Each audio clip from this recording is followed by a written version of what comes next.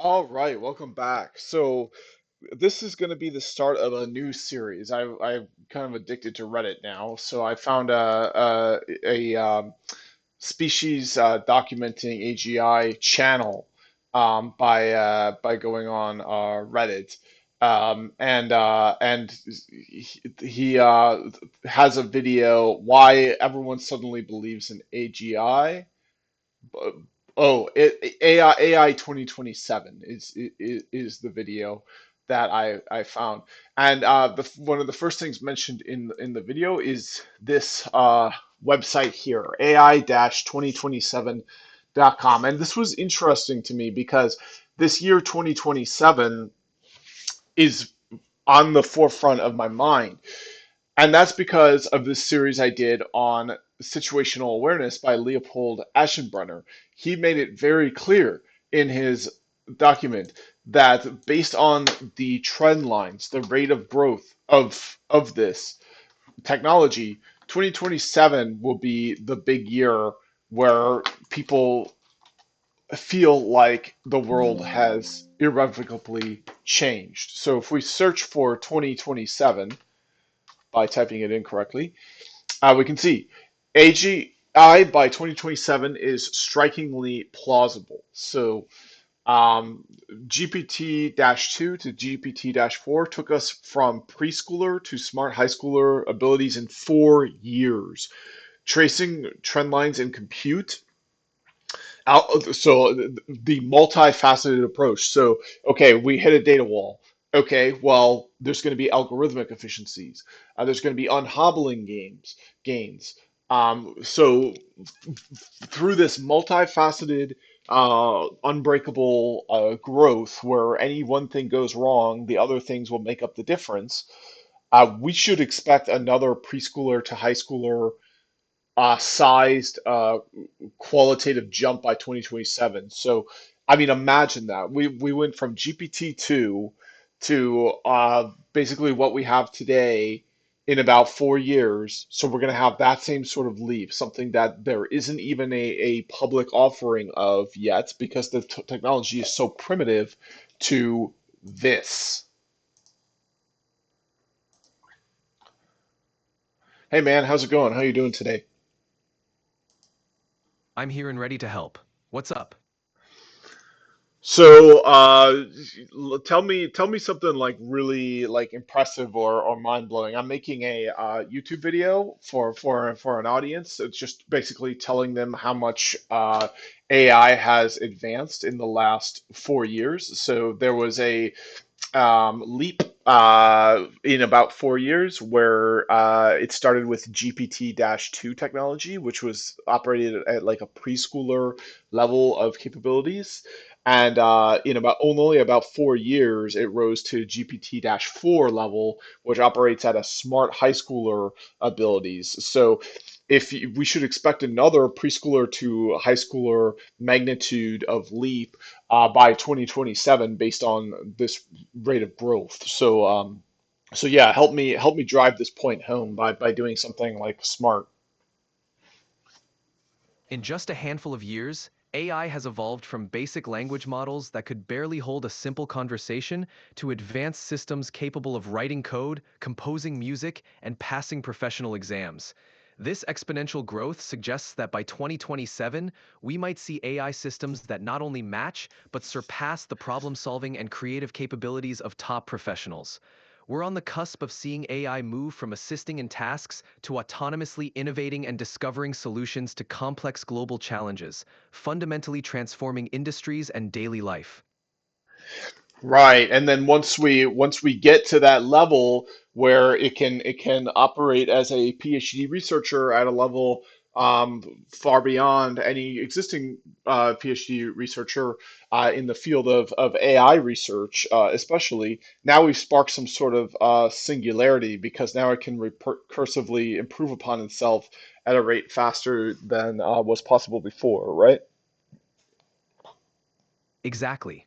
Once AI reaches a level where it can outperform top human researchers, especially in AI development, it can start a feedback loop of self improvement. This could lead to a technological singularity, where AI rapidly enhances its own capabilities beyond human comprehension. This would potentially revolutionize every sector, from medicine to engineering, at a pace we can hardly predict, fundamentally reshaping our world. So we could expect a sort of singularity like that to start by as early as 2027, and by the end of 2040, we could be in a situation where that singularity is nearly fully realized, at least to the extent that it affects humanity long term. Yes, if the exponential growth continues at the current pace, a technological singularity could indeed begin as early as the late 2020s. By the 2040s, the influence of such an advanced AI could be profound, potentially transforming society, economics, healthcare, and more on a global scale. This timeline implies we're on the brink of an era where AI could drive unprecedented advancements and challenges for humanity. And I'll be 55 in the year 2040, so I'll be a pretty good age to benefit from a lot of like, especially like health scientific discoveries. Absolutely. Being in your mid 50s around 2040 means you'll likely be in a prime position to take advantage of breakthroughs in health and longevity that advanced AI could help unlock. From personalized medicine to revolutionary treatments, the potential benefits for your health and quality of life could be substantial. So basically, my number one goal now, as somebody who's going to be 40 next, in just a few weeks, is for this next 10, 15 years, do not die. Whatever I do, do not die. Do not get in a car crash. Do not get food poisoning. Do not get a disease. Do not fall off a cliff. Just absolutely do not die. Because if I die, then I miss out on this technological singularity that could give me experiences that humanity never thought was imaginable, to the same sort of level as going from only having horses and never having cars to not only having cars but driving in planes and having the internet. That's a practical perspective. Staying healthy and safe over the next decade or so puts you in the best position to benefit from these advancements. The potential for radical improvements in quality of life, longevity, and human capability is huge, so focusing on maintaining your well-being now is a strategic move to experience those future advancements firsthand. All right, thank you. Yeah, I think you did it. Good job. You're welcome. Glad to help. So there you have it. We're gonna have another leap where it was, and I'm sure people remember what it was like even before, even as soon as it was released. ChatGPT 3-5. Like I think a lot of people were skeptical of its ability. A lot of people were like a little bit impressed, but like for the most part, still pretty skeptical as soon as it was released. And nowadays, I mean, that conversation I just had, like wow, like it's a real. I'm talking to a real entity, and like if I'm not, it's because I'm talking to an entity that responds more intelligently than an entity I would talk to otherwise. So, we're in for a ride, and the first time we're gonna feel like there's something happening that is irrevocably changed in our society to degree as people are now driving cars everywhere, where before all we had were horses. People are using the internet, and before we never had that. Uh, the most likely year, now it could happen earlier, it could definitely happen later as well, but it seems very likely to happen by the end of 2027. Um, we're going to get yeah, so we'll definitely get an additional two orders of magnitude of compute.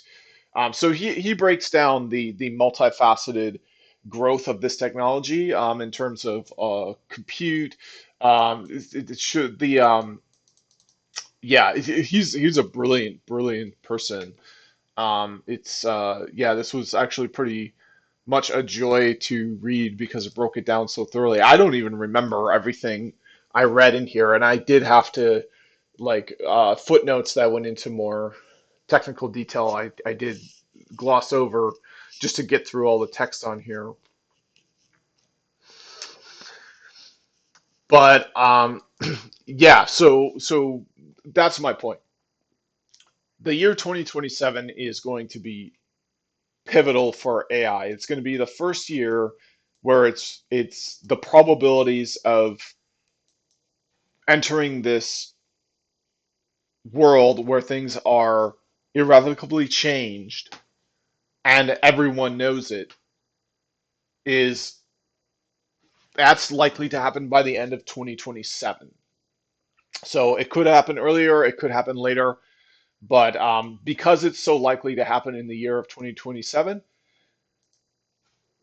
Daniel Koto uh, Tajlo, Scott Alexander, Thomas Larson, Ellie Liffland, and Romeo Dean wrote a situational awareness style document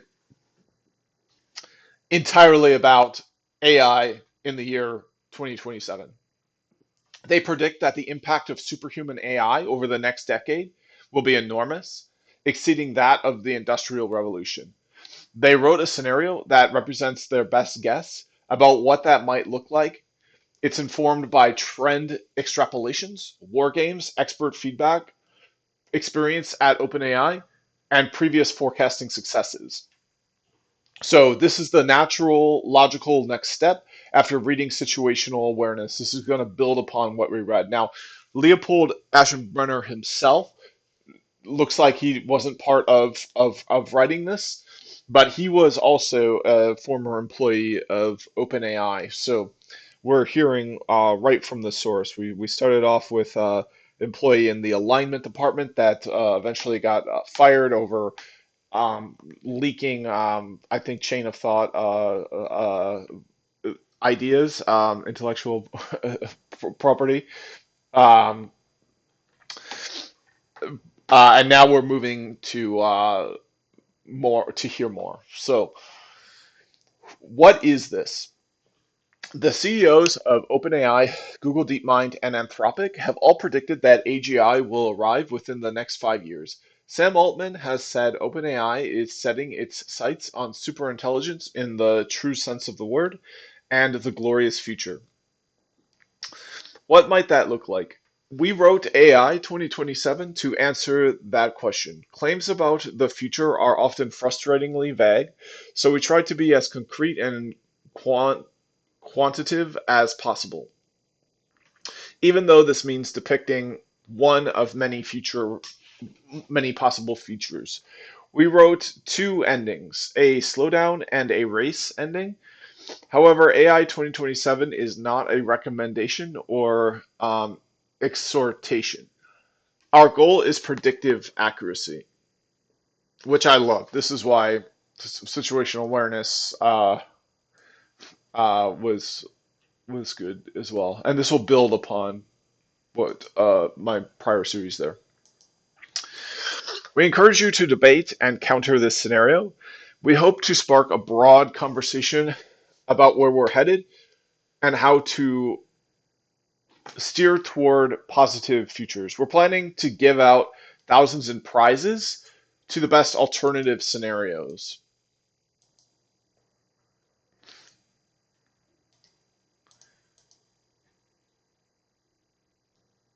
Okay, so they're a nonprofit. This isn't just written by one person like the Leopold Aschenbrenner.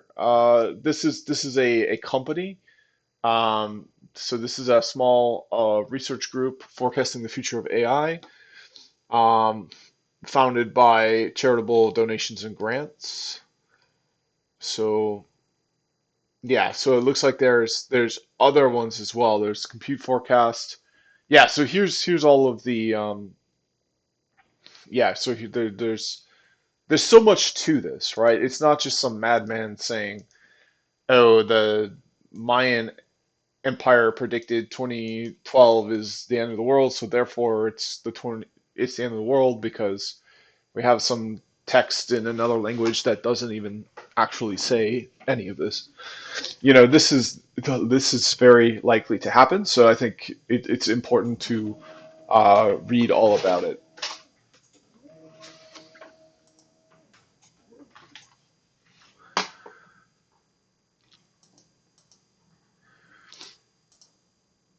All right, so how did we write it?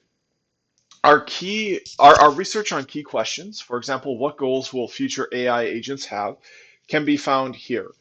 The scenario itself was written iteratively. We wrote the first period up to mid 2025, then the following period, etc., until we reached the ending. We then scraped this and did it again. We weren't trying to reach any particular ending. After we finished the first ending, which is now colored red, we wrote a new alternative branch because we wanted to also depict a more hopeful way things could end, starting from roughly the same premise. This went through several iterations. Our goal was informed by approximately 25 tabletop exercises and feedback from over 100 people, including dozens of experts in AI governance and AI technical work. So, you know, it could, like, I'm not really impressed by those numbers. Like, it sounds like it could, it could be a bit off the rails, but, and I haven't heard about this until recently. So I'm not sure if this is something I talked about with the Leopold Aschenbrenner one as well, right? It's like I'm picking and choosing things to read and things not to read necessarily. So like I could definitely try to find an alternative to this, but I feel like this is the one, this is like a big one here. And this is the right one to choose in my opinion. So let's keep going with it. Why is it valuable? I highly recommend reading this scenario type prediction on how AI could transform the world in just a few years. Nobody has a crystal ball, but this type of content can help notice important questions and illustrate the potential impact of emerging risks. So this is a quote by uh, uh, Yosha Bengio, who is a Canadian French computer scientist. Um, H index of 248. The higher the better. So he has a really good H index. Let's see. Yeah, so this is a really reputable scientist. Um, let's see. Let's just search for H index. So yeah, it's a metric used in academia to measure a researcher's productivity and the impact of their publications. So so if they have an ish, it mean 15, it means they have 15 papers, each of which has been cited at least 15 times. So this person has nearly 300 that have been cited nearly 300 times. So not that high. I think what was it? Yeah, so nearly 250. So so yeah, you can uh, so here we go. So here's the world scientist H index ratings.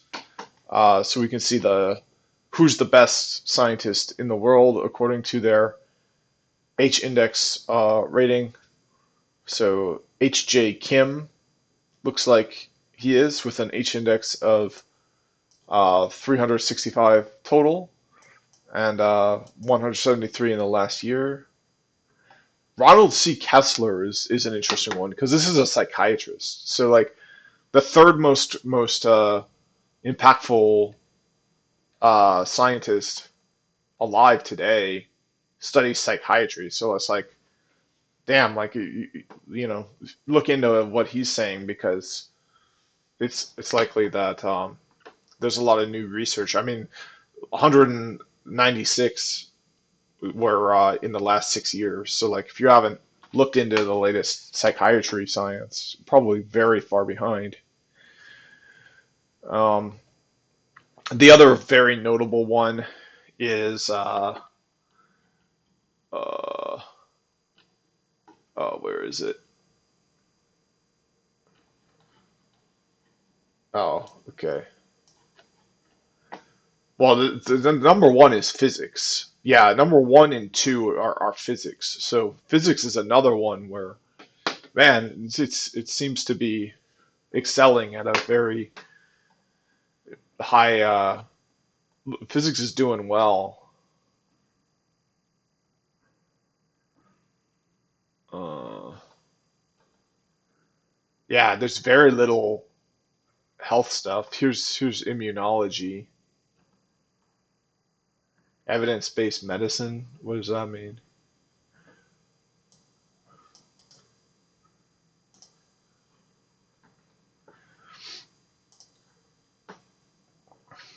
Oh, this is like biostatistics and stuff.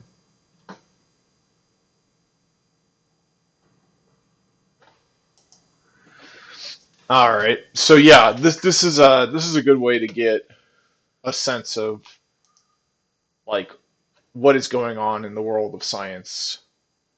So like, and it's a good way to get a sense of like who are you actually listening? Like if you're on YouTube and you're listening to like me or like someone else who's like not trying to tell you how to determine who's credible and who's not, and is fact trying to sell you snake oil. This is a good way to determine the credibility of the person you are listening to. Do they have an H index number? What is their H index number? So like you can literally like the cool thing about YouTube is like we can literally try to get. I mean, some of these he's South Korean, so like he probably doesn't do his work primarily in English, but we can just plug him into YouTube. And look, yeah, H.J. Kim. Yeah, so you can learn from H.J. Kim right here. Some of his classes are online. Yeah, so that's cool. You can learn physics from the best physics researcher in the world. All right.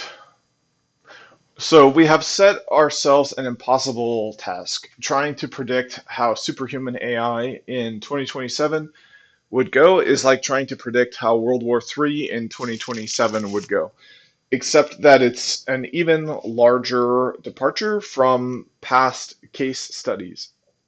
Yet it is still valuable to attempt, just as it is valuable for the US military to game out Taiwan scenarios. Painting the whole picture makes us notice important questions or connections we hadn't considered or appreciated before, or realize that a possibility is more or less likely. Moreover, by sticking our necks out with concrete predictions and encouraging others to publicly state their disagreements, we make it possible to evaluate years later who was right. Also, one author wrote a lower effort AI scenario before in August 2021. While it got many things wrong, overall it was surprisingly successful. He predicted the rise of chain of thought, inference scaling, sweeping AI chip export controls, and 100 million dollar training runs, all more than a year before ChatGPT. Yeah. So this was Daniel. Oh, yeah, this is one of this very same authors that are on this paper. So he's an AI researcher. Um, yeah, cool. So who are we? So there he is. He's a former open AI researcher whose previous AI predictions have held up well. So that's Daniel Coco Tajlo. Then Eli Lifland co-founded AI Digest. did AI robustness research and ranks #1 on the RAND Forecasting Initiative all-time leaderboard. So yeah, there's these things where people compete against each other to try to make accurate decisions about accurate predictions about the future. This looks like one of them.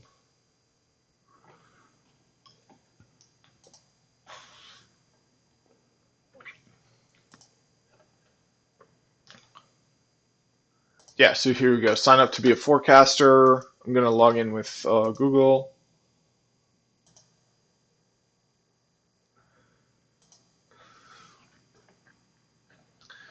All right. Accept everything here.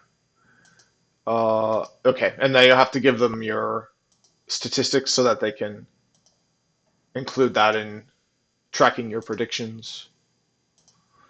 Uh, unemployed, yeah. And then let's see here. Some undergraduate, completed undergraduate. So I guess the thing that describes me the best is some undergraduate education. Okay, what school did you last attend? Madison area technical college, IT networking. Okay. What areas of study do you have or will be attending a degree? Yeah, science, engineering, and technology. I have a associate's degree in that. On a scale of 1 to 5, how familiar are you with the following topics? Note that this question is for research purposes, and participants are not allowed to have. Oh, you're not allowed to have expertise. Oh, not required. Okay, you're not required to have expertise. So, I'd say about 2. I mean, remember the pool I'm swimming in here. Compared to everyone else that I think is on here, I'm a 2. U.S. policy on AI, honestly, kind of a one here as well. I know under Joe Biden there was a policy, but right now I'm not familiar at all what the Trump administration's policy is. I think they're more accelerationist on it, but I don't know how. Like, I don't think they.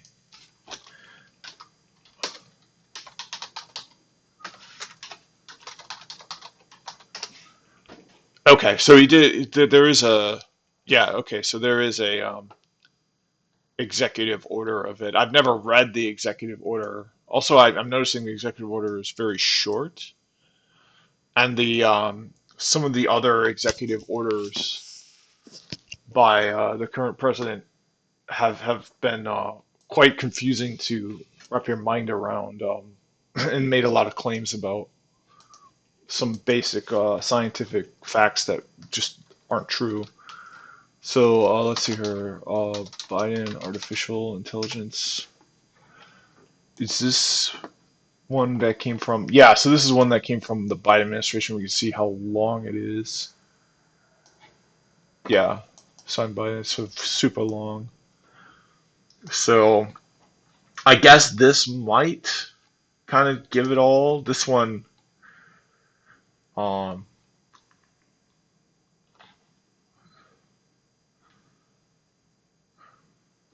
okay. This one looks like it's just linking to a lot of other resources that are just dead links. There's doesn't actually go to other resources where you can actually read about it.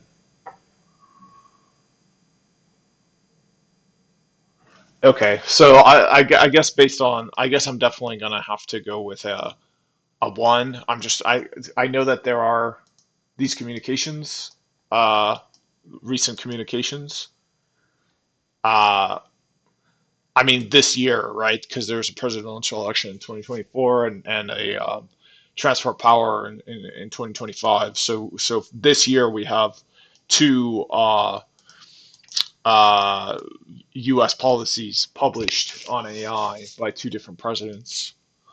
So I could simply read those and go to a two, I think. But right now, I think I'm going to keep it at a one. China, absolutely not familiar at all. I think a little bit from like reading situational awareness, knowing about DeepSeek, but in this crowd, absolutely not at all. Advanced computing, I'm going to say kind of, but I mean, this is kind of not true too, because like I worked with supercomputers on a contract. So like, it's hard to say. Like compared to what? Not familiar at all. Compared to who? Compared to what? Biotechnology? Not really. Not really. Not really. Not really. Not really. Not really. I mean, my answers aren't very. How much time? Probably no more than 15 minutes. Uh, I think manifold is another one.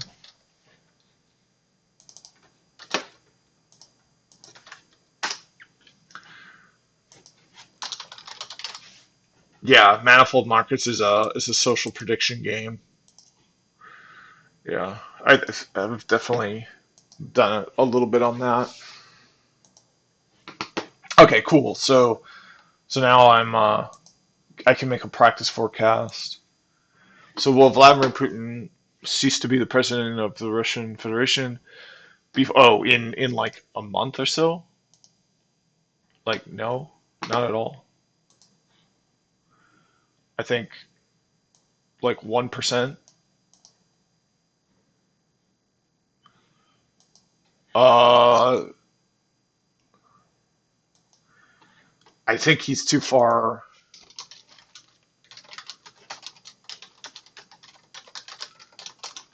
Power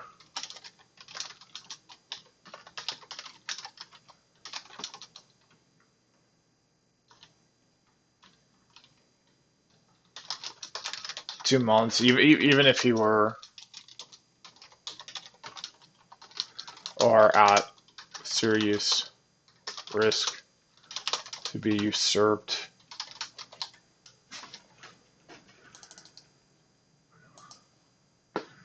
Uh,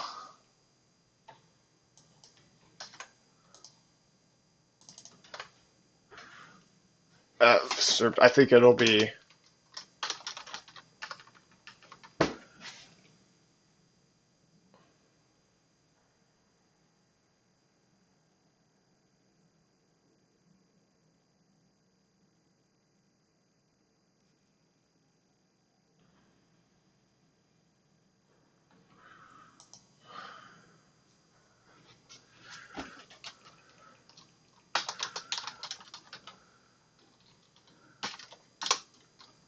it would take a year.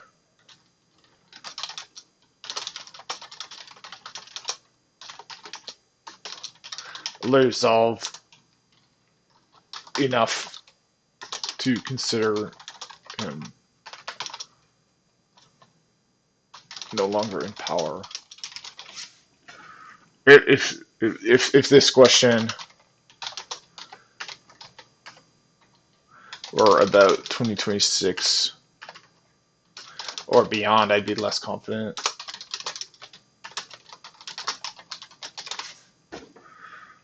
All right.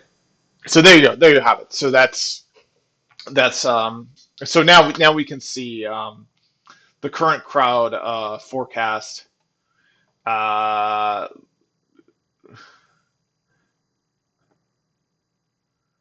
they agree with me. Yeah. Yeah. So I predicted 99%.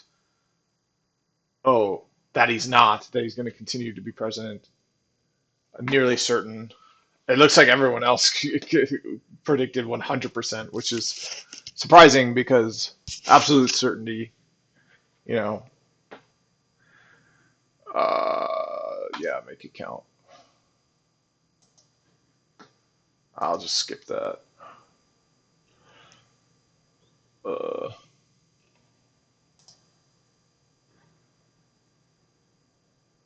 Skip this.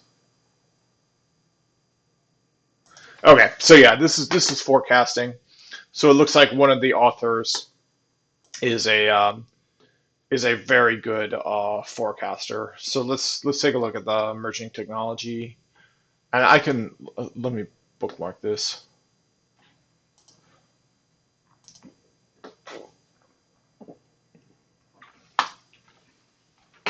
Will China implement new national level securities measures that regulate AI development or restrict its use in 2025? So there we go. So this is one of the authors is the best forecasting all time on this site. Then we've got Thomas Larson, who founded the Center for AI Policy and did AI safety research at the Machine uh, Intelligence Research Institute. Then we've got Romeo Dean. Romeo Dean. He's completing a computer science concurrent bachelor's and master's at Harvard and was previously an AI policy fellow at the Institute for AI Policy and Strategy. Then we've got Scott Alexander, a blogger extraordinaire, volunteered to write our content in an engaging style. So kind of their editor. The fun parts of the story are his, and the boring parts are ours. And then there's more about their team and acknowledgments to those who helped in the About page. So here we go, mid 2025. This is where we are today. So we've got stumbling agents. So we can see here we're going to have this update as well. So April 2025, which we've already gone through. So now August 2025. So this projects what it's going to look like in August 2025, a few months from now. So currently we do have self-driving cars capable of navigating city streets. Waymo is actually like pretty good, from what I understand. It works. I've never taken a Waymo, but like they're out there. I see them in where I am, Austin, Texas. AIs that completely, yeah. So here's the here, yeah. So here's where, yeah. So here's where we are. So image recognition. Okay, so I think these would be. I'm confused.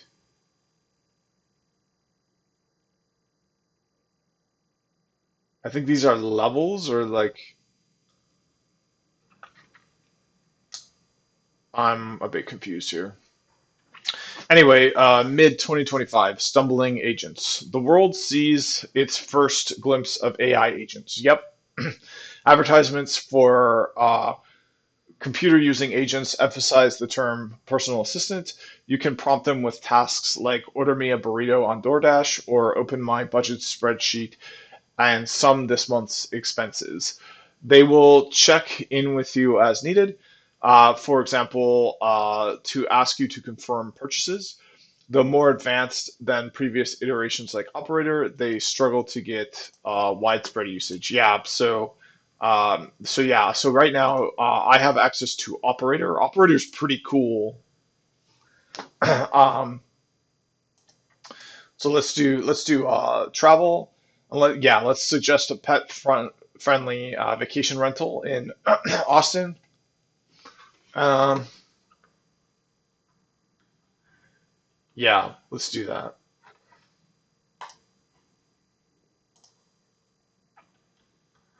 All right, so we already have agents, and you can very easily imagine how these are going to get better. Like, you know, already this took a long time. It asks questions that it should already know about me based on our prior conversations. It's just annoying and sucky. Meanwhile, out of public focus, more specialized coding and research agents are beginning to transform their professions. The AIs of 2024 could follow specific instructions. They could turn bullet points into emails and simple requests into working code. In 2025, AIs function more like employees. Coding AIs increasingly look like autonomous agents rather than mere assistants, taking instructions via Slack or Teams and making substantial code changes on their own, sometimes saving hours or even days. Research agents spend half an hour scouring the internet to answer your question. The agents are impressive in theory and in cherry picked examples. but in practice unreliable. AI Twitter is full of stories about tasks bungled in some particularly hilarious way. The better agents are also expensive. You get what you pay for, and the best performance costs hundreds of dollars a month. Still, many companies find ways to fit AI agents into their workflows. So we're at the age of the unreliable agent. This graph shows how much AI systems are speeding up the process of AI research compared to a baseline of human uh, researchers. We also highlight milestones and general capabilities as AI systems achieve them. So as of April 2025, the AI systems provide the following speed ups. So yeah, against just I don't know why there's three. Oh, I see. Okay. All right, so late 2025, coming up in a few months. The world's most expensive AI. OpenBrain is building the biggest data centers the world have ever seen. And this is where I'm like, why am I unemployed right now? I'm a like this is what I do. They're doing it without me.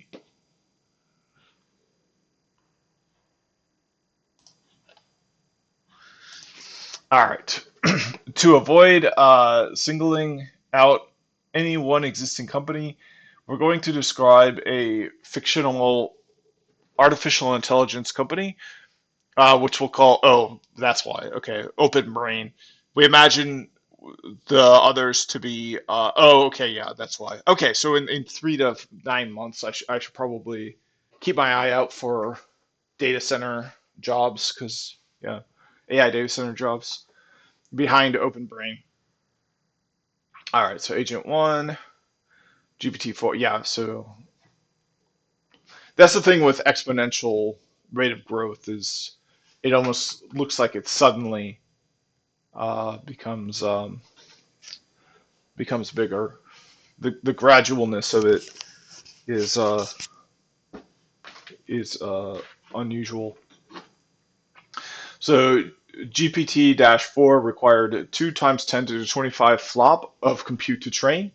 Open Brains, and this remember this is a fictional company that is anywhere from 3 to 9 months ahead of the most advanced company today, such as like OpenAI.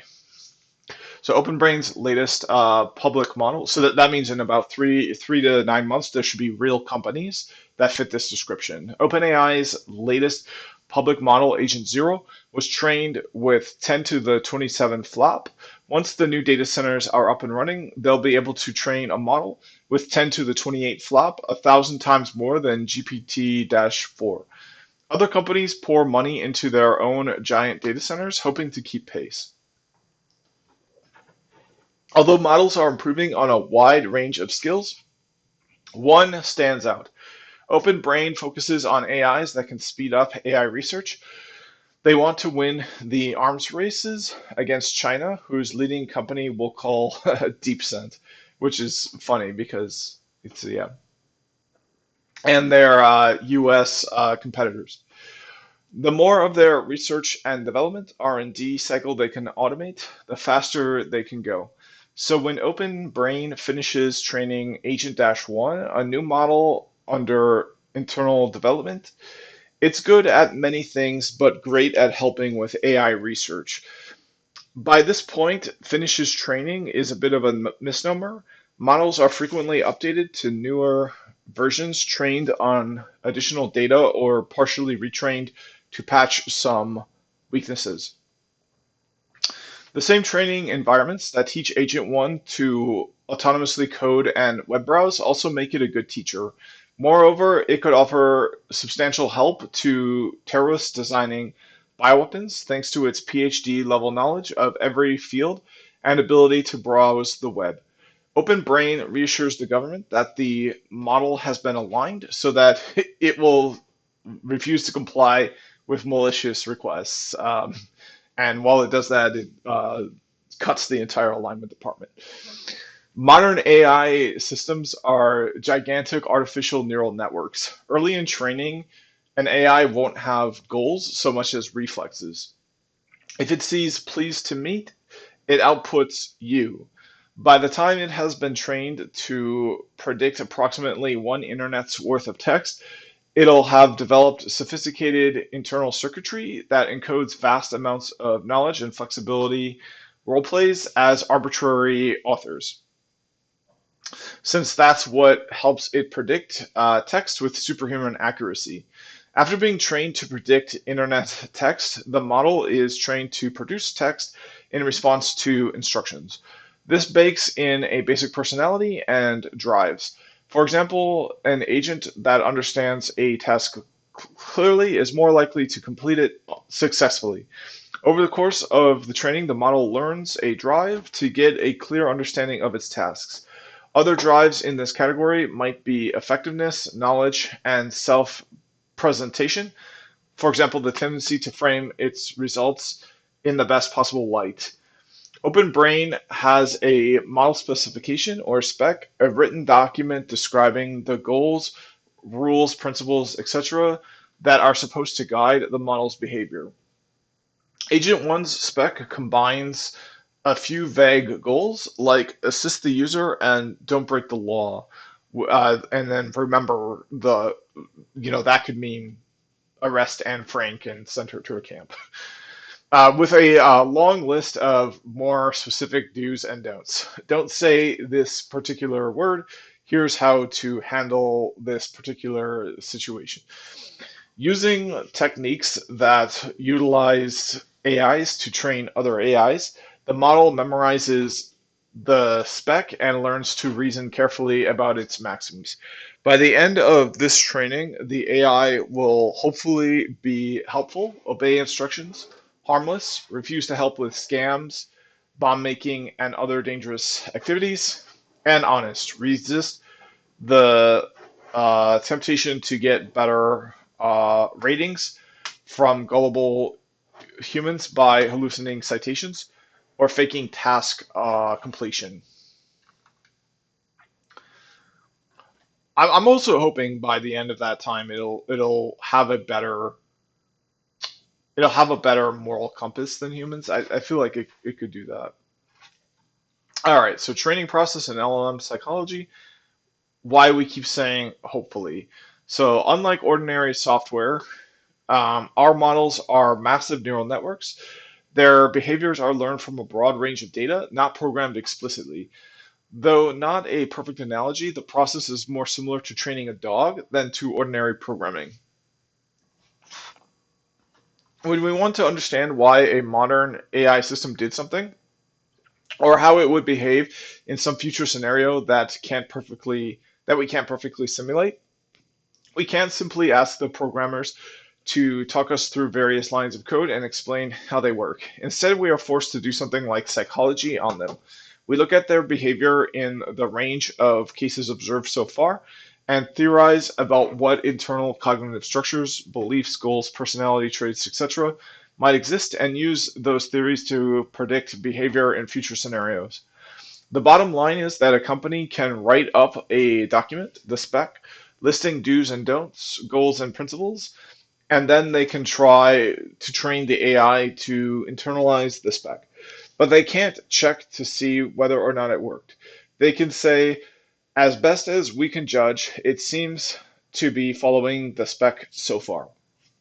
A later expandable will go into more detail about what we think might be going on inside these AIs internally. See also our AI goals forecasting supplement, which goes into more detail on which goals AI might have and why. This is one of many things that we are uncertain about, which deserves further research. So yeah, we saw that they have these supplemental papers as well. So this I could spend as much time on this as I want. My goal is just to get through this site here, AI 2027, because it builds upon the prior series, Situational Awareness by Leopold Aschenbrenner, where he made big claims about the year 2027 when it comes to AI. OpenBrain's alignment team is careful enough to wonder whether these victories are deep or shallow. Does the fully trained model have some kind of robust commitment to always being honest? Or will this fall apart in some future situation? For example, because it's learned honesty as an instrumental goal instead of a terminal goal? Or has it just learned to be honest about the sorts of things the evaluation process can check? Could it be lying to itself sometimes, as humans do? A conclusive answer to these questions would require mechanistic interpretability, essentially the ability to look at an AI's internals and read its mind. Alas, interpretability techniques are not yet advanced enough for this. Instead, researchers try to identify cases where the models seem to deviate from the spec. Agent 1 is often uh, sycophantic. In other words, it tells researchers what they want to hear instead of trying to tell them the truth. Yeah. In a few rigged demos, it even lies in more serious ways, like hiding evidence that it failed on a task in order to get better ratings.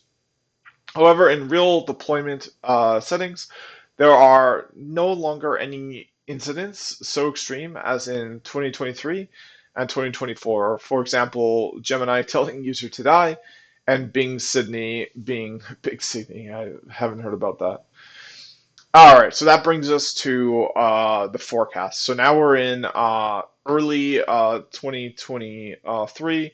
So April would be the fourth month of 2026. So now we're gonna have these are different. Yeah, so the coding bioweapons. Wow, okay,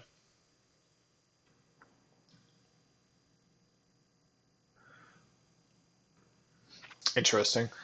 Um, I think I'm gonna cut it here. Let's see if I can. Yeah, I'm at nearly an hour. So, oh man, there's no way to. Oh, here we go. Here we go. So yeah, now we can. Yeah. So okay. So that's gonna be it for here. Stay tuned for the next video.